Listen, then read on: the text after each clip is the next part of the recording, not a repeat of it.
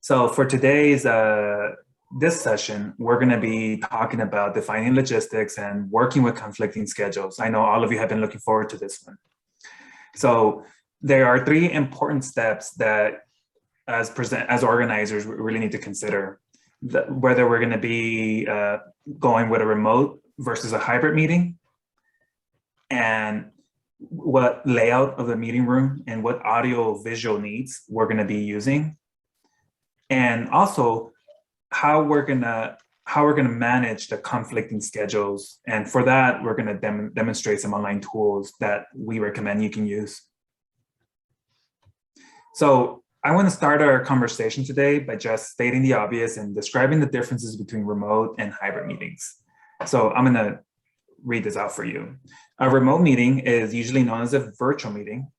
All participants join from different locations, and it relies exclusively or heavily on audio and video tools to collaborate. And in a hybrid meeting, some participants join live and in person from an office, conference room, and other participants join remotely. And usually in a hybrid meeting, if you're hosting one of those, you as the organizer are going to probably be in a conference room in your office to be able to do that successfully. Again, you're still using audio and video tools to collaborate, and it has an added complexity, which we're going to review today. But I do want to start today with that poll that I possibly launched earlier.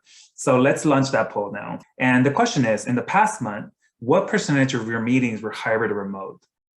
Okay, I'm going to end the poll here. The responses are as follows. One participant has had 51 to 75% of their meetings remote, and 16 of you, almost all of you, have had a hybrid or remote meeting for 76 to 100% of the time.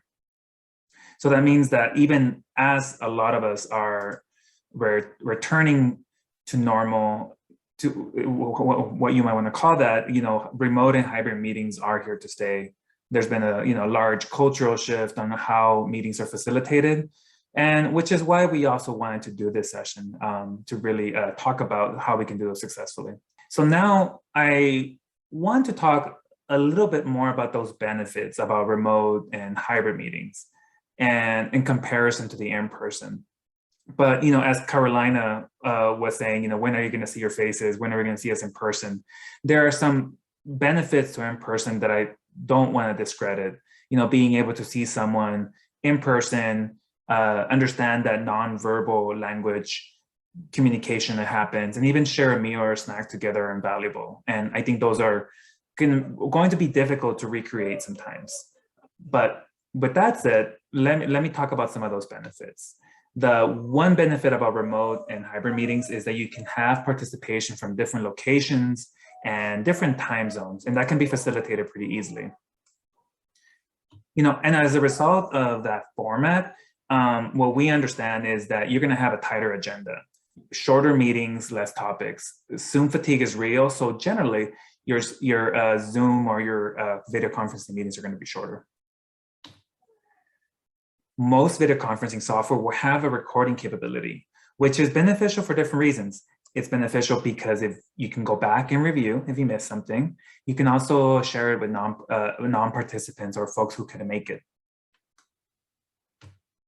And you can host large number of participants. Braden went into a little bit earlier around the different platforms. So depending on the platform, you can host hundreds sometimes of participants in one meeting. Or you would probably, that would probably be more in a webinar, but in a meeting of 20, you can certainly have that many people.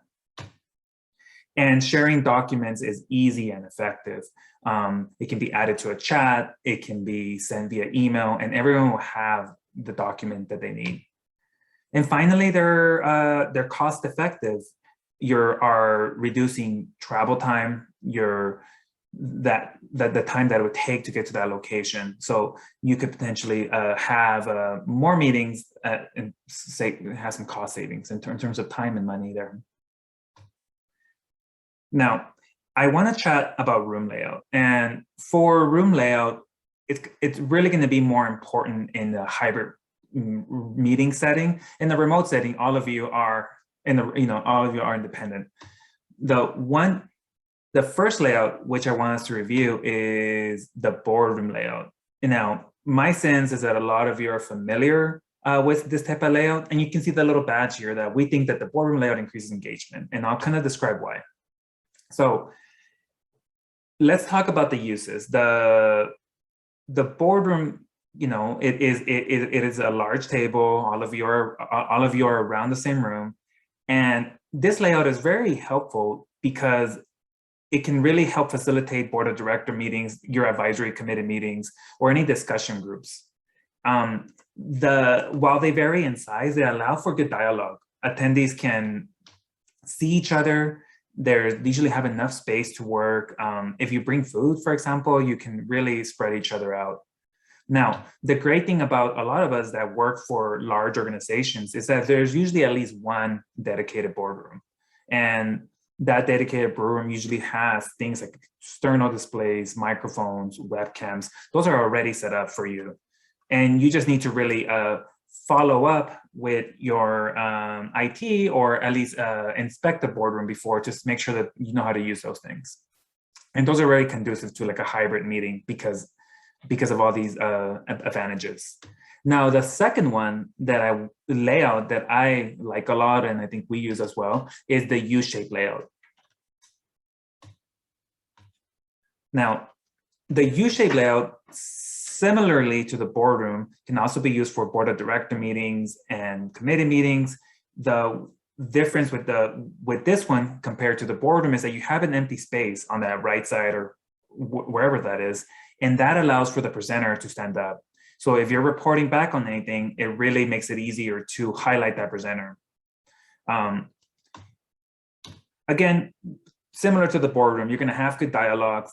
People can see each other, and depending on how you set up your audio visual, it might be very good for remote participants because they'll be able to see everybody in the room much easier.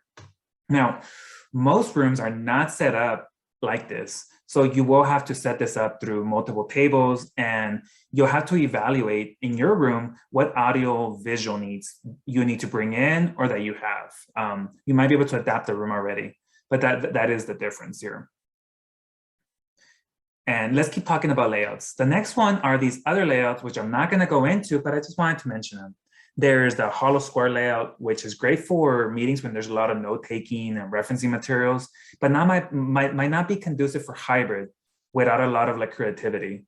And then there's the classroom and auditorium layouts, which are probably better for a webinar setting where it's more passive and one-way knowledge. And those are other layouts that you can also consider, but maybe not for this type of meeting that we've been talking about today. Okay. I want to talk a little bit about audio visual needs, which, you know, I've been hinting at, but I want to jump in more of a deep dive here. So setting up your audio visual needs for a remote or hybrid meeting doesn't need to be difficult. In fact, I would argue that a lot of you have been doing it for the past year and a half, or the past year, as a lot of us have moved remotely. On a very basic level, you need the following 4 things: a laptop with the ability to run teleconferencing software. You need a stable internet connection that can either be wireless or connected, you know, via Ethernet to a wired internet connection. Audio is essential. The ability to speak via mic and to hear through a speaker or through your headset. And less important is the webcam. That can add to the interactivity of your meeting. Now, let's talk about the minimum audio visual needs for remote meeting, and let's break that down a little bit more. On the left side, you see that you will want a host laptop. Some of the things that we already mentioned: a webcam that is built in, a microphone built in, some speakers, and maybe a wireless internet connection. So now I'm going to offer you some alternatives. If you want to add to that experience and improve the experience of your attendees, you might consider an investment in an external webcam. The benefit of that is that it can be adjusted, it can move around, higher quality. And the second one is having another mic or external speakers. That again will improve the quality of your meeting.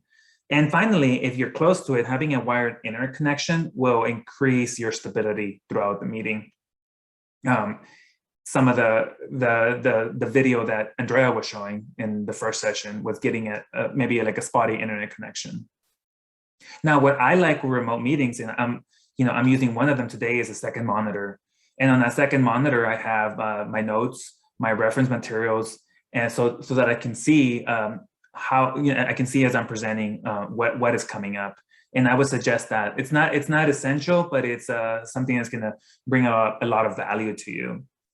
And then the telephone, I believe it was Mark Minkler that mentioned that in their meetings, they need to have that ability to connect through a telephone. So that might be something that is optional, but in some cases essential so that you can actually perform your duties. Is there a question in the chat? I'm not sure. There is, yes, it's it's not a question. It's Greg Abrams to say, test your add-ons, your speaker mic prior to starting the meeting. Yes. And you might have to change your settings to make the add-ons work. It's very important. Yes, yes. And we're not gonna, for our time, we're not gonna go into those details of like how you set up your remote and hybrid meetings for success. But it does take some tinkering to make sure that everything is working perfectly.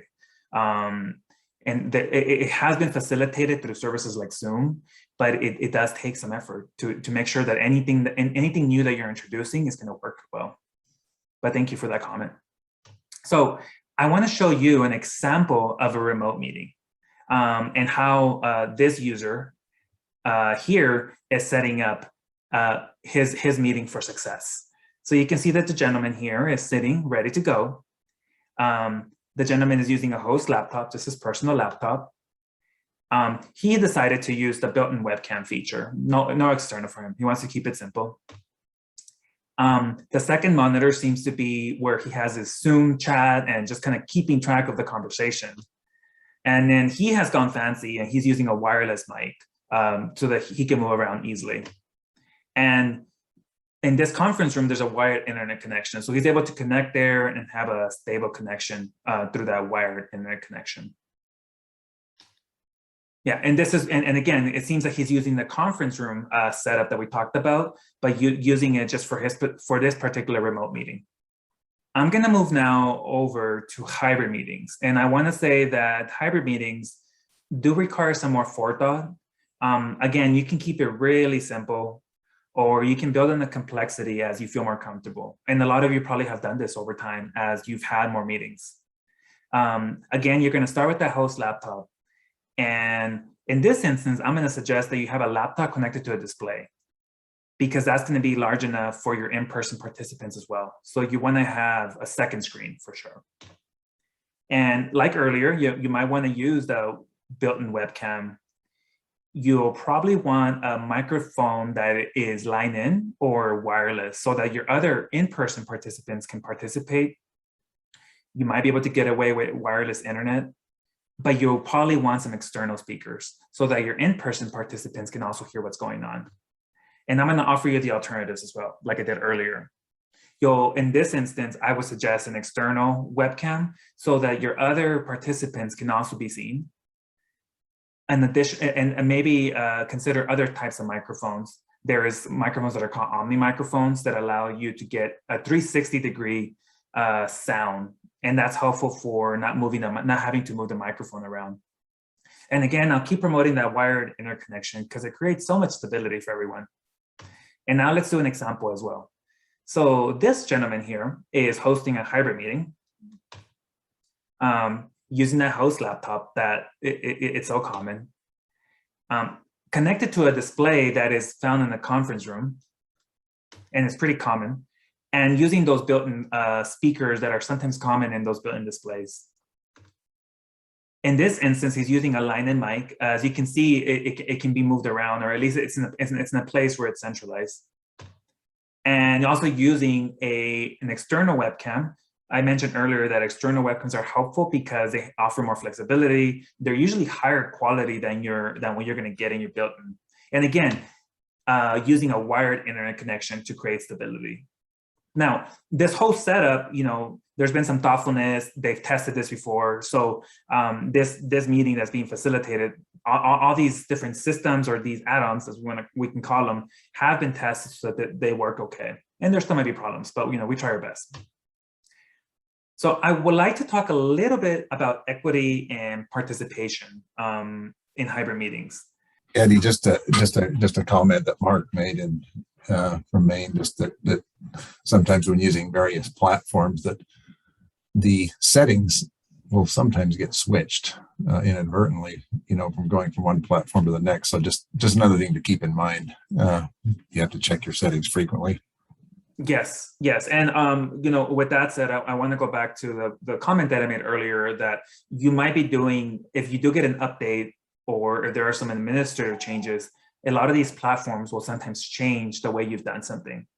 So it's helpful to test it before to make sure that you feel comfortable with the way that it is working now.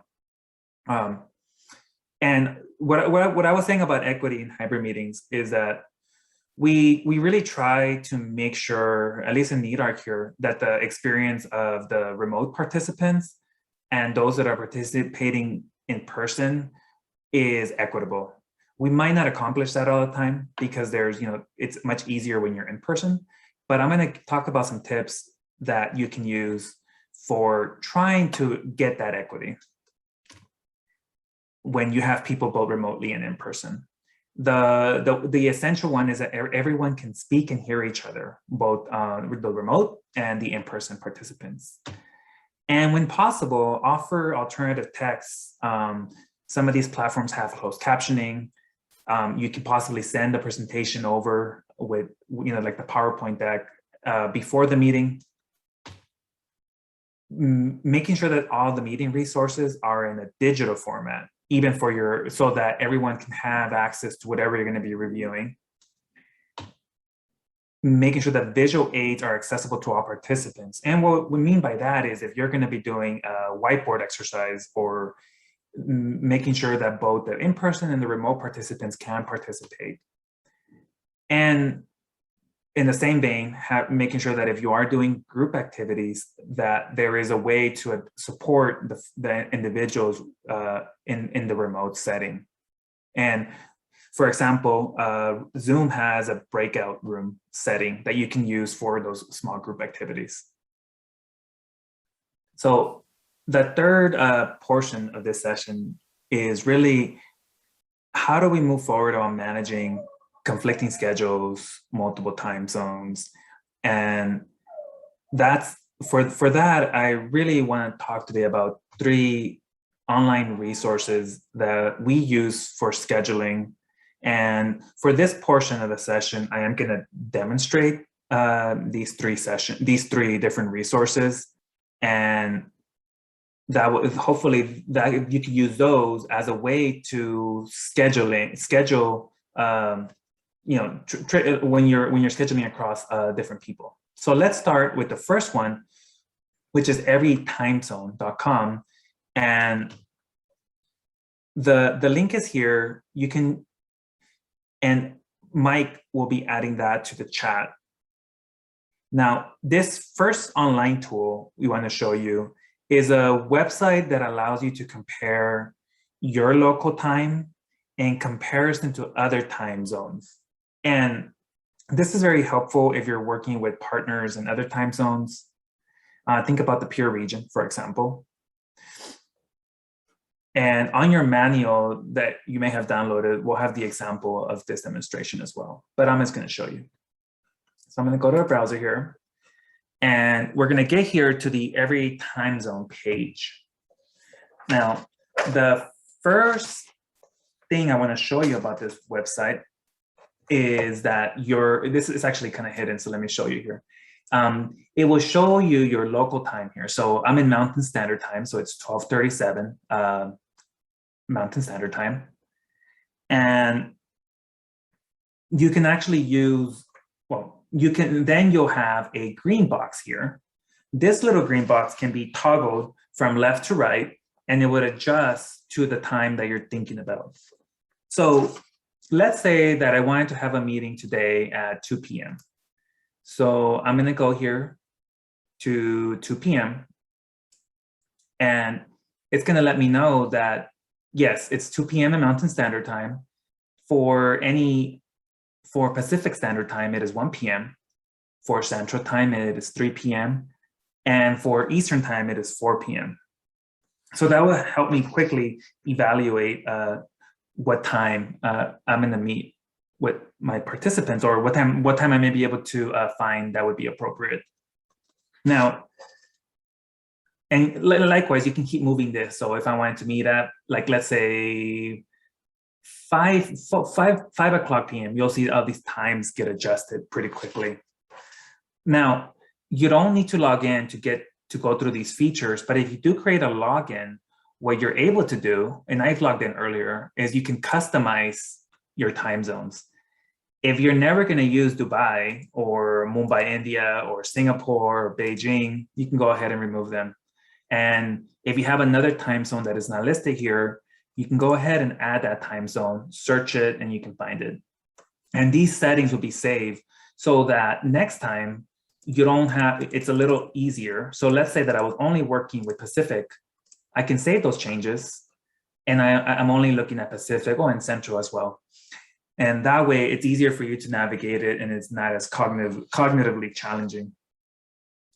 Now, once you have an idea of the time that you're going to be using, you can do a couple things. With the free version, you can link it here, and you can create a link to share that time with whoever you're going to send it to. So I'm not going to go into my email here, but I could send this link to any user, and it will let them know what time we're going to meet today. So the other feature, we'll show you that in a little while. The other feature is that if you do have a paid or a pro version, you could potentially share that through your iCal. iCal is a format that can be read by things like Outlook, like services like Outlook, so that you can create it directly on here.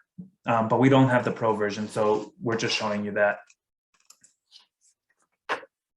So again, this is to recap, this is just a piece of software that is very helpful for quickly finding time zones.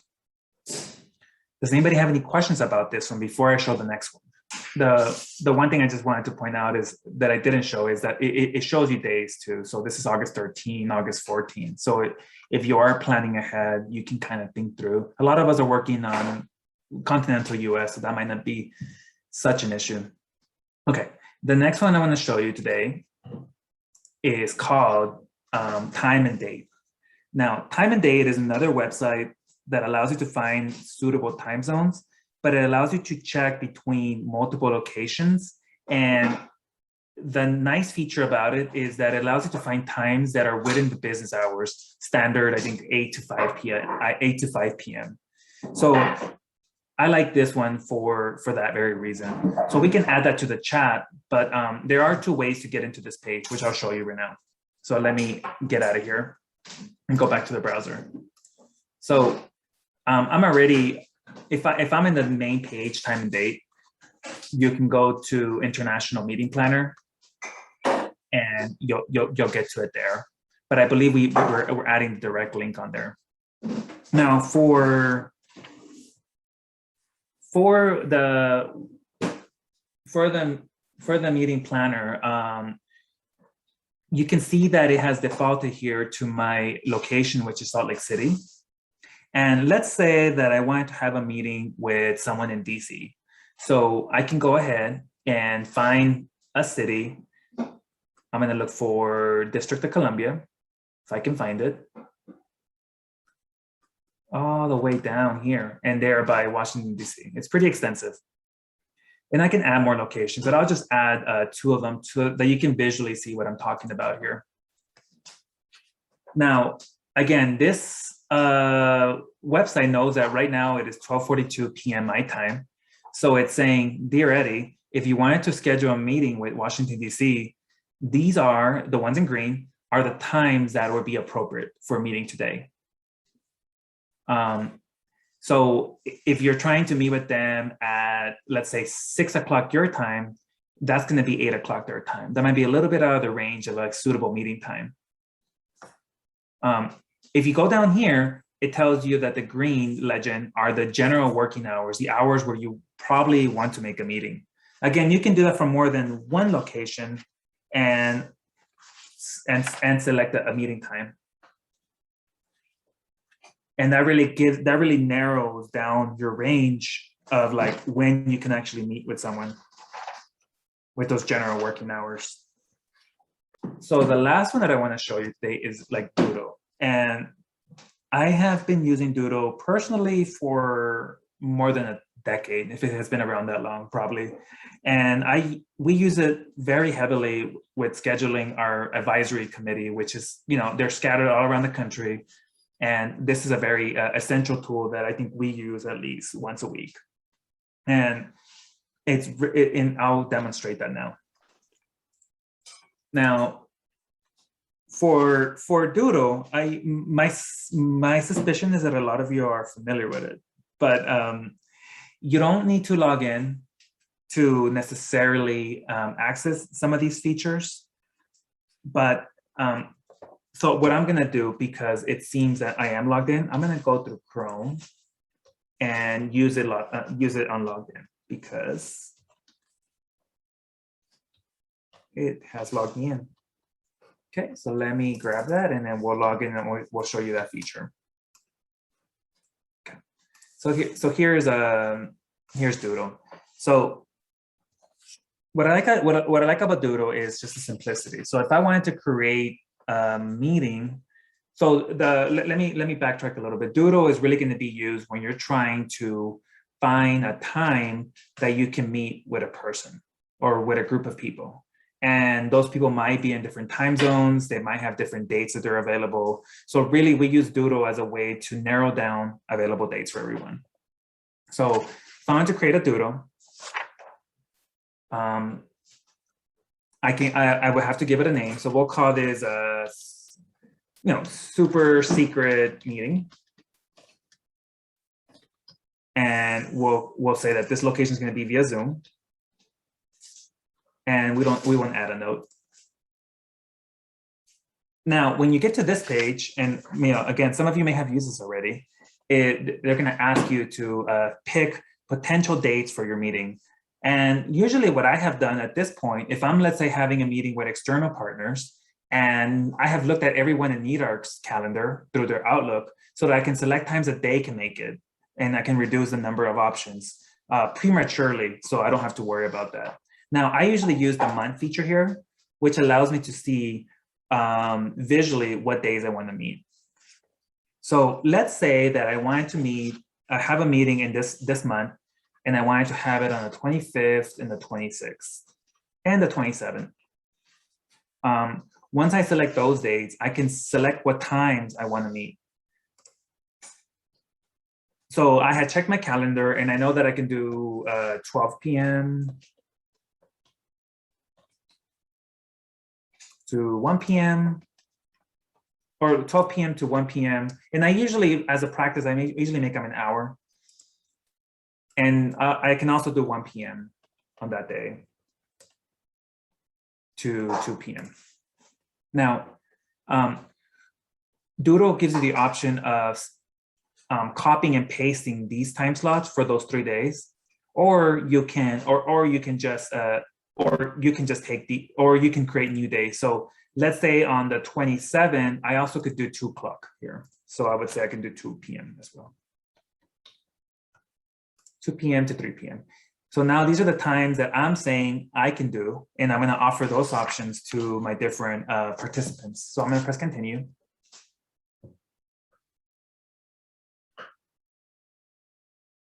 And I'll press, and these options here, you can create some restrictions. And there's, again, like every other freemium product, there's also some like the premium features if you wanted to have a little bit more control over your scheduling. And then what I'll do here is I'll write my name, Eddie. I'll write an email. This part is important, especially if you're not logged in, because you're going to get an email link that allows you to then manage this moving forward. And then you're ready to go. The super secret meeting, apparently I can't spell. And this link here that you see here is the link that you will send over to your participants so that they can schedule what works for them. And I'll show you how that looks on their end. And then, you know, as a new user, I can select what times work for me, and you can send an email with that information. Again, if you are logged in, you have some more controls, which I won't go into today. And I am on a VPN right now, so it is marking me as America, New York. And again, you can use that link. It doesn't close until you close it, and you could set a closing date. And this is Doodle. Again, I love Doodle as a tool for managing conflicting schedules, because you know as you get closer, you really have a sense of like when people can meet. And if I notice that I'm like there's one person that can't meet, I only have to contact one person and ask them if they have some flexibility versus trying to contact 10 people. So that is Doodle. Any questions about Doodle? Has anyone used it in their meetings? I use it all the time here in New Hampshire. Yay. Do you find it useful, Anna? Immensely. I don't know how I would schedule without it. I think working in the healthcare industry, it's really hard to get specifically doctors to respond to emails because they're out in the clinical care arena, and being able to have them go in and put in, you know, all participants put in their availability directly into one space is really helpful. Great. That's great to hear. We've got a number of folks who are echoing that and say they love Doodle and they use it all the time. So sounds like it's a very popular tool. Great. Yeah, thank you. Yeah, we knew that it was probably something you already were using as like very efficient managers, but we wanted to just highlight it because it is part of our toolbox as we're kind of scheduling meetings and trying to coordinate people.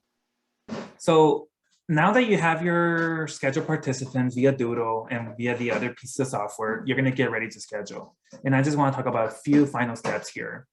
For your in-person participants, whenever you send out that email or that calendar invitation, there are a couple of things that we always think it's helpful to send: the date and time, an address of the physical location, any instructions of how to get there, a meeting room, and driving and parking and directions. Those are all, especially if it's partners that are not used to usually going to your setting.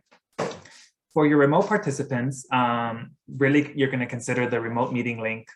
If there's a conference number or a participant ID, password, any specific tools that they're going to have to be using, if they have to install a plugin before they can participate, that will be helpful. And some AV requirements or norms that you want to establish as part of or that you want to prepare or prime people for, so that they can come ready. If you're going to be asking them to do, like a webcam, you might want to mention that before. So in summary, today we talked a little bit about the differences between remote and hybrid.